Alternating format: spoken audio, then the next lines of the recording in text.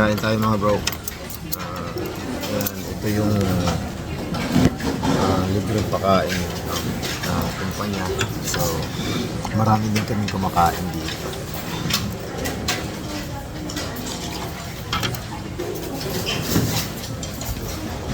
Kasi sa store kong pa si Mrs. na maluto, eh, inaagahan ko na lang yung gising. Dito na lang ako kakain sa kumpanya para at least, kasi once na magising si Mrs. sa kanyang pagtulog, eh, ano na yun, hindi na siya makabalik. So, minsan, kung gising siya, so, nagpapaalam ako sa kanya. Pagka alam ko may hindi yung tulog niya, tingnan ko na lang sila, umaalis na lang. Pero alam ko na nararamdaman niya na umaalis ako at nakatingnan siya. So, ayan na yung mga bro.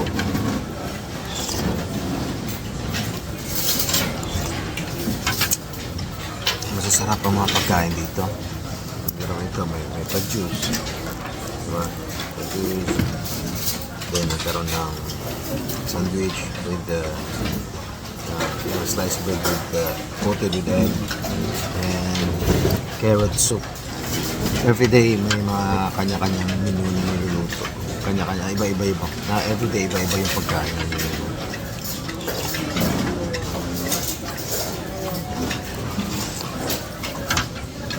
Kasi ito yung buhay, yun dahil sa mono. Kasi dito inahanda yung mga trabahante at alam nila na magtatrabaho ng bakbakan, mainit-init. Kaya pinapahalagahan nila yung mga trabahante. Kasi kung wala naman mga trabahante, walang outcome. So madidelayed yung delivery ng barko, mas malaki yung magiging problema nila kaysa sa alagaan nila yung mga trabahante, pakainin ng maayos, bigyan ng mga pagkain at masustansya. Kasi dito mga bro, may mga nutritionist sila na nagbabantay. Binabalance nila yung calories na kinakain ng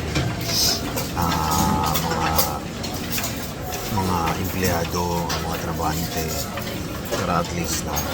And then dito binabantayan lagi ang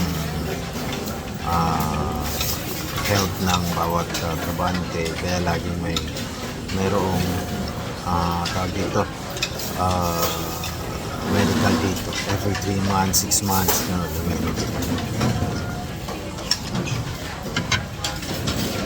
kaya mga bro, huwag kalimutang kumain ng breakfast para sa pag-umpisa ng trabaho. Pero may mga tao kasi na hindi sanay na kumain ng breakfast.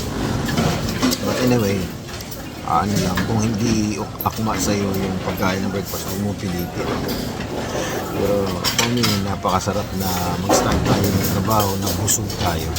Meron tayo naka-stored na energy para sa bakbakan, no? Hanggang sa dumating yung lunch na. So yun mga bro, God bless everyone.